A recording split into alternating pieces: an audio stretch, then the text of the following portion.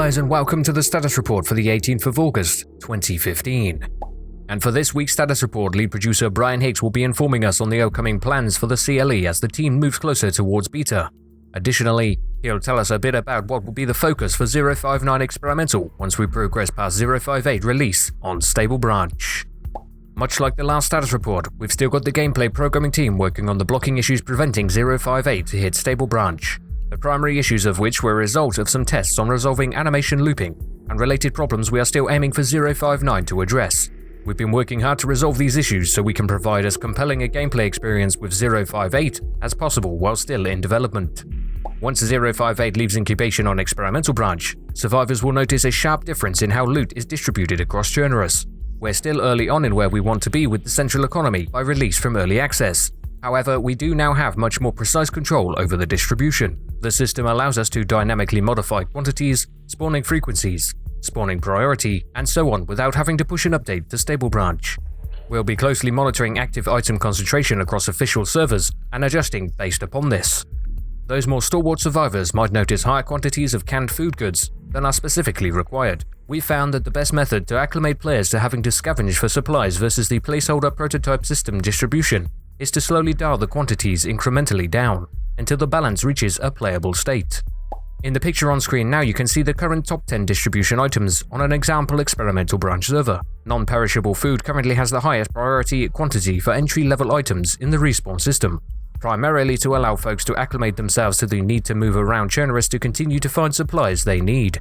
Ideally, we'll dial these quantities back in increments of 10 until we find a comfortable balance.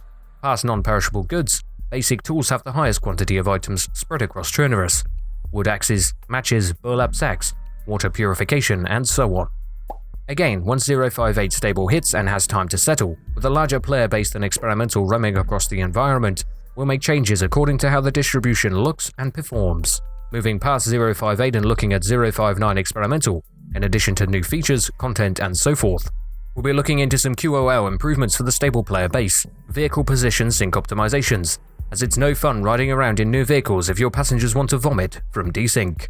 Animation state sync between clients, animal herd behavior, position and projectile synchronization bug fixing, and much more. As well, with 059 Experimental, we'll be testing the potential effect of players spawning with radios, and how it may or may not impact player interaction.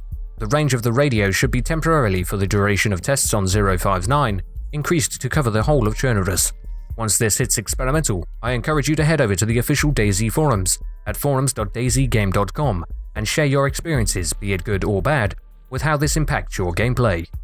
And finally, as mentioned during our RTX panel presentation, longer incubation times on Experimental and dedicating more time to QOL issues on the primary branch may end up costing us some time here and there, but we firmly believe it will present a higher quality player experience during DayZ's development. Of course, there will still be plenty of bugs, but we'll do our best to make sure the experience is still enjoyable. And that's all for this week's status report highlight for the 18th of August, 2015. And if you haven't seen it, here's the new two-way radio making its way to DayZ soon. As always, I would recommend you read the status report in full for yourselves for the most amount of information that they hold. All links will be in the description, as well as for DayZ TV for your latest DayZ news and information. And I'll see you peeps next time.